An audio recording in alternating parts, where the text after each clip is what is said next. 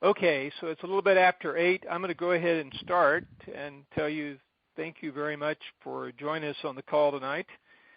As we said, this was an idea that the Communications Committee felt would be very useful for us to share with you some of the information that on a more, let's say, explanatory way that we've been talking about in some of the Fair Tax Fridays, and also in the one that's coming out this Friday. Peggy has an extensive report on our last visit, but I think the thing that's on everybody's mind, and it certainly was on mine when I went to D.C. last week, was to get a feeling from how Kevin Brady responded to us from the fair tax, and also, how he seemed in terms of tax reform, because some of you on the call, I think I heard Bill Spillane come on, know that back in the 90s we were all excited when Bill Archer, who came in with the Republican sweep in the end of 94, announced that he was going to tear the income tax out by its roots, and we all thought that was great. And then 6 years later, he retired, and he had done basically nothing. So just the fact that we had someone who was sympathetic and empathetic to the fair tax by itself bothered me. And the other thing, quite honestly, is that I know, having met with Paul Ryan, he believes that, he believes very strongly that his plan is the best plan, and his plan is really a simplified income tax system like we have now, not touching the payroll tax, changing the corporate tax actually quite a bit, but primarily just taking and reducing rates and simplifying. And in order for Kevin to become chairman, he had to go through and get agreement from Ryan. And I was concerned that Ryan was going to limit what Kevin could do in terms of tax reform. So it was very, very reassuring when Peggy and I arrived, and we were talking, and this is something that I think is interesting. We were talking while we're waiting on Kevin for the legislative director, and he was telling us, how things were being obviously in turmoil a bit because of the new post. But also I pointed out to him that Kevin was a co-sponsor. I had met with him a number of times. I'd met with his staff. I knew that one of his closest staff is one of the really bright guys who's promoting the fair tax. So I knew that there was sincere interest there. But I said, strange that Kevin's website doesn't really mention the fair tax. And the guy looked at me like I had, slapped him and said, well, let me see what I can do about that. And then Peggy and I talked to him another couple of minutes, and Kevin came running in and said hello, and we went into his office and started talking. And after we started, I congratulated him on becoming chairman, because obviously he had wanted to be chairman before when Ryan took over. But he was now chairman, and I congratulated him and told him that it was really gratifying that he was chairman, because I knew that he was very much interested in getting true tax reform, and he thanked me. And he then started talking, and he made some points which were, I think, quite interesting. One was that the speaker, Paul Ryan, had told him that he wanted next year, 2016, to be the year when everything was flushed out with the various alternatives, so that by the end of 2016, the groundwork had been laid that the hopefully, to him, presidential candidate who would be successful would be Republican, and that there would be a large amount of data available to help craft a bill in early 2017 that would become law in 2017. And it would not just be polishing the tax code, but actually trying to do some real reforms. And he was very excited about that. And again, I haven't known Kevin well, but I've known him a long time, and I think that was a sincere thing, that he felt that that was his mandate. And then he talked about how excited he was because all of the major Republican candidates have a tax reform proposal. Now, he said obviously there may be some that he thinks are weak and all, but it's the gratifying part to him was that they all had a proposal, which meant that the one who's going to be nominated is going to probably have a tax reform proposal that's going to force the Democratic nominee, presumably right now Hillary, to have her own tax reform proposal, and that's going to be very, very good for tax reform. It's also something he said that most presidents, their first 8 months is when they get anything bold and new done. And that's just been the story. And so he wants to be ready to actually have the work done, the spade work as he called it, so that all of the information's available and they can work with the president, whoever it is, and craft tax reform. He also said, kind of privately, but I think it's okay to repeat it to you, that as far as he was concerned, the fair tax was going to get, I forget if he said a proper looking into or something in his Texas way. So he was sort of assuring us, and then Peggy and I, as I said at the end of the meeting, he had his photographer come in and took a picture of us, and Peggy, I don't know when, but later that afternoon or evening, texted me a picture that he had put out on Facebook, which showed the three of us, with him saying that he met with us and that he was very proud to have been an original co-sponsor of the fair tax. So I think we actually have a friend there. Peggy and I met the next day with Doug Santilli, and Doug was his chief of staff. And now I'm not sure exactly what his role is going to be, but I think it's going to be with Ways and Means. Robert O'Quinn is another fellow he's close to, who I'm also pretty close to, who's going to be at Ways and Means. So we've got an opportunity that we really haven't had since Archer, and even then I think it's still better because what we've got an opportunity is we've got some people who I believe are fair tax believers that are in a position to influence what goes on at Ways and Means. Now, does that mean that that we can all sit down and say, okay, it's going to pass? Not at all, because we have seen nothing to what we're going to see when Washington really wakes up to the idea that we may be getting rid of their cash cow. And I'm not talking about just the lobbyists. I'm talking about all the people in D.C. who have made a living and raised a lot of money because of trying to lobby for or against provisions of the tax code. We are going to get, and in fact, we're talking to Doug about this, we're going to get some incredibly, let's just say, harsh attacks as we go forward, and we're going to need to be prepared to do something that none of them can really do, and that is bring pressure from the ground. All of these people, they're sort of like the Wizard of Oz behind the curtain, the little guy behind the curtain. They've got the money, and because they have the money, they have the ear of Congress, and many of the politicians listen very closely. But what they don't have is any support at the grassroots level.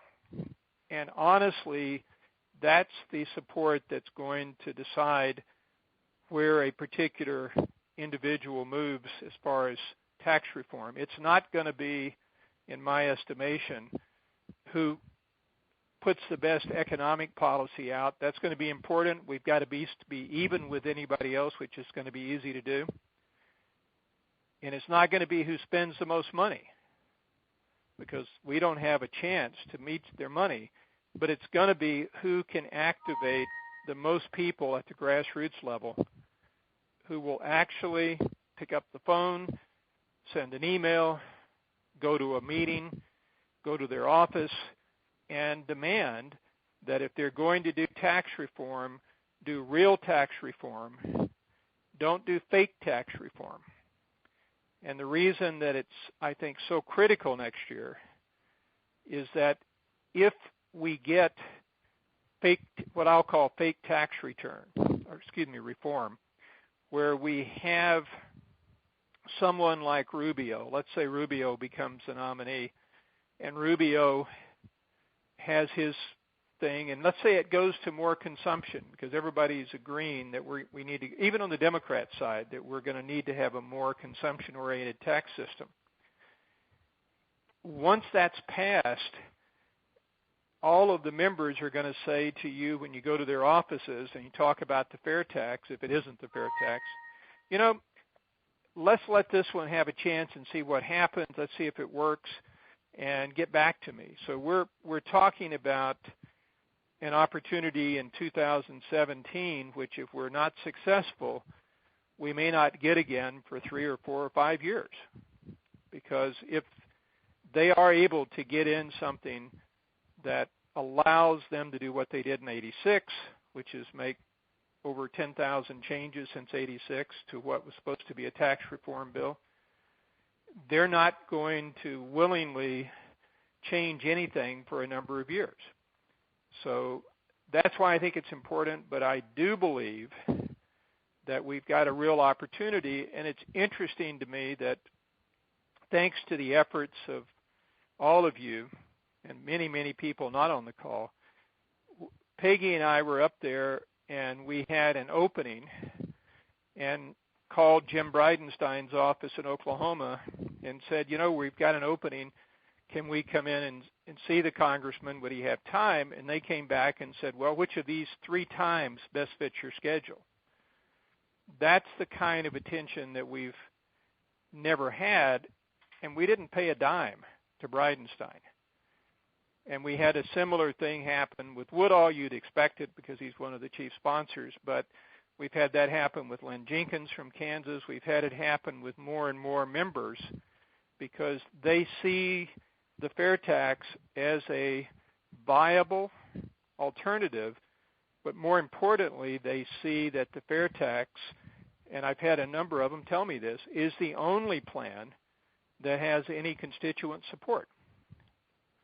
So I think it's very, very important that we keep in mind we've got an opportunity, probably the best opportunity we've ever had to get something really done, but that we're really going to have to put all of our attention on getting people mobilized and keeping in front of these guys in 2016.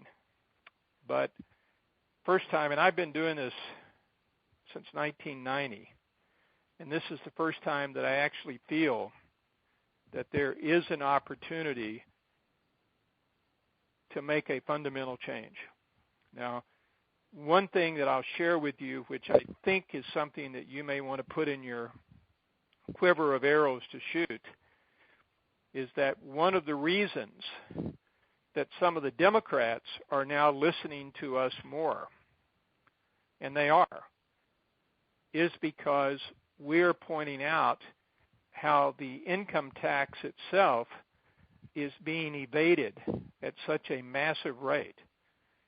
The evasion of the income tax last year is estimated in pretty reliable estimates to be around $600 billion. $600 billion. And it's going to grow. The other thing that's happening is that the income tax and payroll tax system worked pretty well when everybody was an employee. Because if you're an employee, the taxes are taken out before you receive the money. In other words, all taxes, as we explained to the offices, are consumption taxes because all taxes take away the amount you can consume with.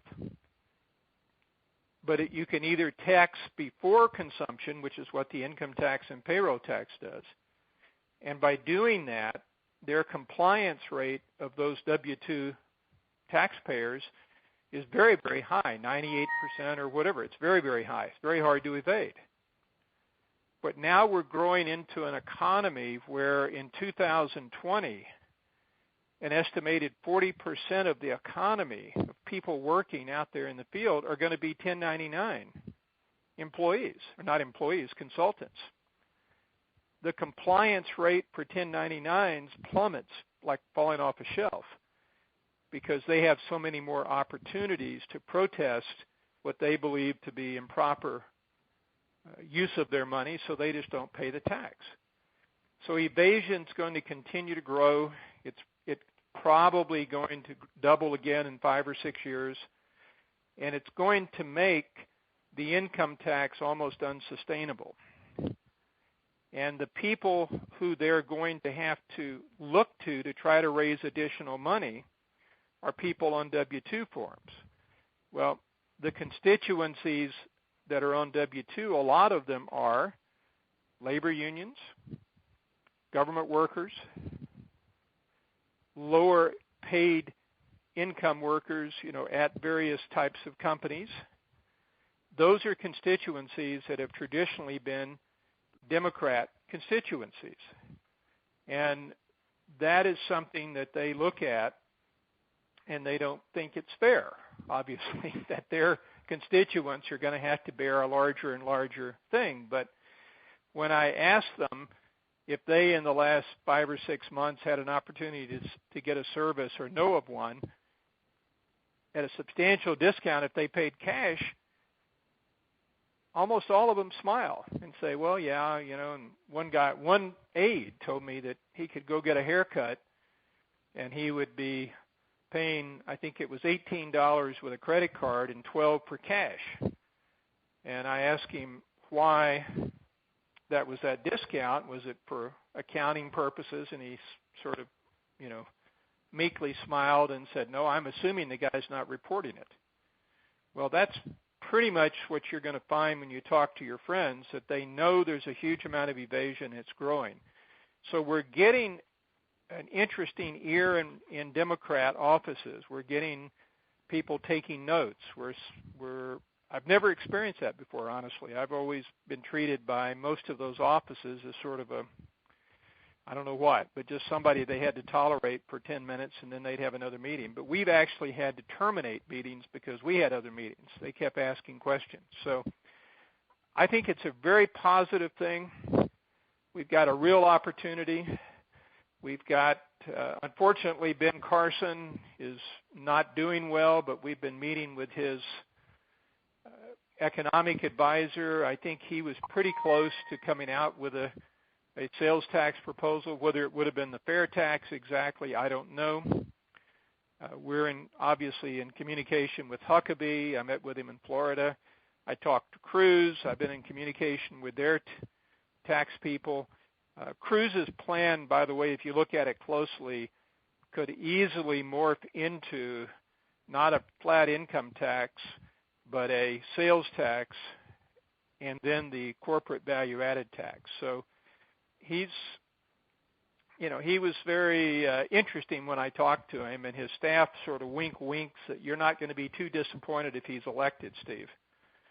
And I don't know what that means. It obviously means nothing until we see what the product is. But I think our time is finally coming around, guys, and ladies, and I think we have an opportunity to get some things done if we're able to focus and get our grassroots to do things which, again, nobody else has the ability to throw these guys out of office, and that's what it takes. That's what focuses their attention. Nothing really else. They want the money, but, Senator Moran had me come to Kansas twice with him because he was looking at the idea of firming up his support with voters. He's running for re-election. And that's the same thing we're going to encounter with a lot of these people. Mike Crapo, who I've known since the 90s, is a senator from Idaho. and we're talking about doing an event up in his area. So great opportunities, lots of things happening, and I really believe with your support and with others' support, we can see some real changes. So I am sincerely optimistic. I'm not just being optimistic. I really think it's being optimistic. I think there's really a chance that we can make it happen. Now, I've got a couple more minutes, and I wanted to tell you that most of you are aware, some of you painfully aware, that we had to move from a Trailblazer database to a new database, and we ended up going with a company called Zoho. And Scott Peterson has been the individual who he pretty much found Zoho, and he explained how he had used Zoho. He's from Nebraska, and he felt like it would be a good fit. I talked to them. We had others. Steve Curtis was involved in it. We had other board members that looked at it, and it became apparent that it was A, a lot cheaper alternative, and B, a lot more flexible than the Trailblazer, because Trailblazer would not interface directly with the sign-ups on our website. So we had to do it manually. Well, we can do it now through Zoho.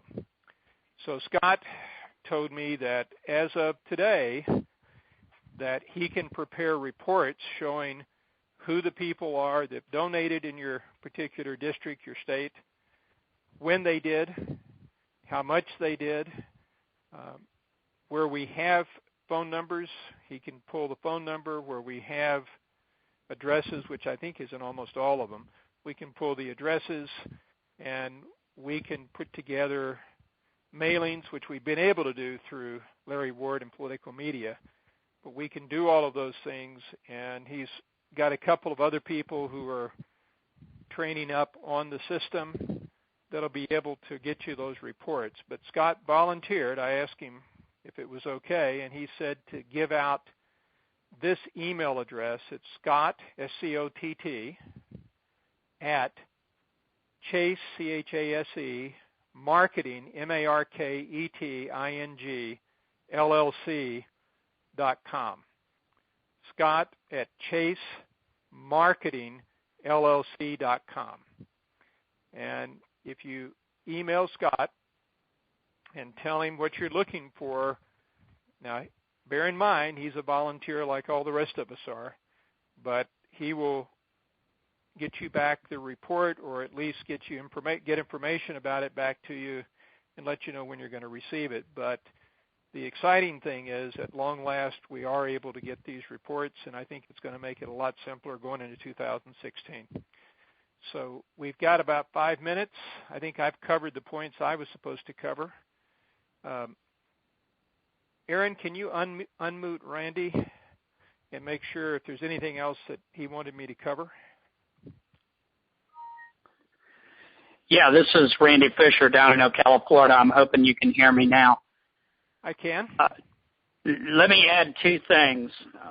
One thing that is critical at this stage is we need resources.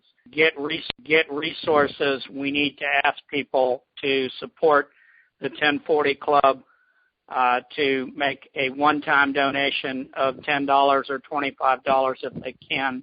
But it is imperative at this moment that we get resources coming through so that we can build this effort. Another thing we need is for people to support the Fairtax logo store. They have some great Fairtax support materials, pocket cards, hats, bumper stickers, and we need people to support that Fairtax logo store. And the website address for that is fairtaxlogostore.org, O-R-G. Yeah, and the link will be in the Fairtax Friday as well, if somebody needs to get that. Yeah, I have to thank Randy, because it's so important that we get more people on the 1040 program, just because it gives us a stable base. Nobody is making a salary, but it does allow us to maintain the infrastructure we need, and also will hopefully allow us to bring in some people that will help in this push next year, which, again, it's like, as far as I'm concerned, it's all in next year because that's our real opportunity. You know, it can change. You know, Bernie Sanders can get elected and it can be a real mess, but I don't think that's in the cards, and I think if we can get the resources and we can get help from everybody, that we have a really great chance of seeing what's been a dream for many of us for a long time become a reality. Anything else, Randy? No, Steve. There are some exciting new announcements coming right at the end of the year about a great plan that we have for next year, and we'll be teasing that out right at the end of the year. That sounds good to me. Well, thanks everybody for coming. I promised I can talk for a lot longer, as some of you know, but I promised that I would end off at 8:30, and it's about 8:30 now. So thank you so much for calling. If you need to email me, it's steveh@fairtax.org, steveh@fairtax.org, and I'll certainly try to respond. It may take me a day or so, but I'll try to respond if you have other questions. Thanks again very much for everything you do and for being on the call. Good night now. Thank you, everyone.